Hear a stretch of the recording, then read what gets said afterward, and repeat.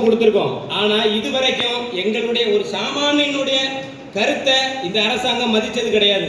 இது மாநில அரசா இருக்கட்டும், மத்திய அரசா இருக்கட்டும், அவங்க இந்த இருக்குந்தர பார்ட் 2, அதாவது 20 கல்குவாரி வச்சிருக்காங்க.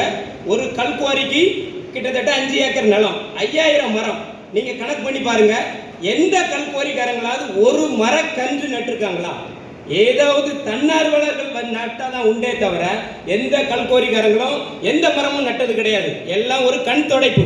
இதுல நிழற்படம் போட்டு காமிச்சாங்க. ஏற்கனவே முடிஞ்ச கல்கோரியில அவ்வளவு இடத்துல அந்தந்தால பாலடைஞ்சு கிடக்கிற பெரிய பள்ளமா இருக்கு.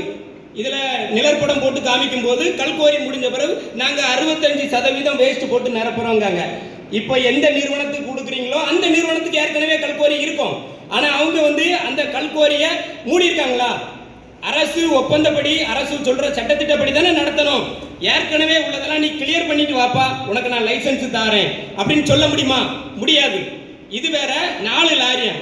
ஏங்க, ஒரு கல்கோரிக்கு வெடி இத்தனை மணிக்கு வைக்கணும், இவ்வளவு வெடி வைக்கணும், இவ்வளவு நேரம் தான் கல் லாரி ஓடணும் ஒரு கணக்கு இருக்கு. கடந்த சண்டே 50 லாரி ஓடுது. ஏபிஎஸ் நிறுவனம் யாருக்குனே தெரியாது. கர்நாடகா வண்டி ஓடுது, 50 வண்டி ஓடுது. வண்டி போய் குறுக்க போய் மறிக்க முடியும், அந்த அளவுக்கு இருக்கு. ஒரு லீவு நாள், சுதந்திர தினத்து அன்னைக்கு கல்லாரி ஓடுதுங்க. இது என்ன நடக்கு நாட்டில்? சாமானிய பேருக்கு ஒரு கருத்து கேட்பு கூட்டம் வைக்கிறீங்க.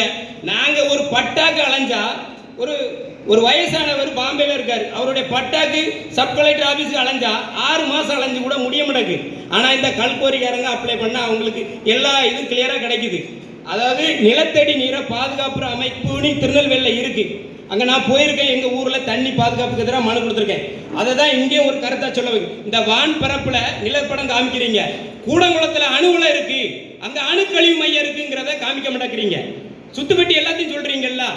வான் பரப்புல இருந்து நல்லா பார்த்தா 5.3 கிலோமீட்டர் வருது. கூடங்குளம் ஊர் 3.7 கிலோமீட்டர் தூரம் தான் வருது. நாளைக்கு ஒருவேளை ஒரு பெரிய பாதிப்பு ஏற்பட்டுச்சு, இவங்க இங்க வெடி வைக்கிறதுல அங்க வெடிச்சிட்டு இந்த மக்களை யாருங்க பாதுகாப்பா? இல்லை, அணுகுல வெடிச்சா என்ன பாதுகாக்கிறீங்க? எப்படி பாதுகாப்பீங்கன்னு யாருக்காவது தெரியுமா? கிடையாது, ஒன்றும் கிடையாது. அதே மாதிரி இன்சூரன்ஸ், ஒரு இந்திக்காரனை கிட்டத்தட்ட ஒரு 20 நாளைக்கு முன்னாடி ஒரு கல்லாரிக்காரங்க ஏற்றிட்டாங்க. நாங்கள் ஒரு 5-6 பேர் பார்த்து ஓனர் யாரையும் பார்த்து இது பண்ணுறோம். அந்த டிரைவர் ஓடி போயிட்டார். இதில் இழப்பீடு இன்சூரன்ஸ் ஏதாவது 18 பேரா 20 பேரா வேலை செய்கிறாங்கன்னு போட்டிருக்கீங்க. இழப்பீடு இன்சூரன்ஸ் ஏதாவது சொல்கிறீங்களா? ஒரு தொழில் நிறுவனம் தானே, அல்ல செத்தாயி அவனுக்கு 50 லட்சம், அவனுக்கும் பொண்டாட்டி பிள்ளை இருக்கலாம். இதெல்லாம் அரசு சட்டத்தில் இருக்க தானே செய்யும். அதாவது கண் தொடைப்புக்காக இந்த கருத்து கேட்பு கூட்டத்தை தயவு செய்து வைக்காங்க. அரசு நினைச்சா மறைமுகமாகவே கல்கோரியை கொடுத்துட்டு போக வேண்டியதானே?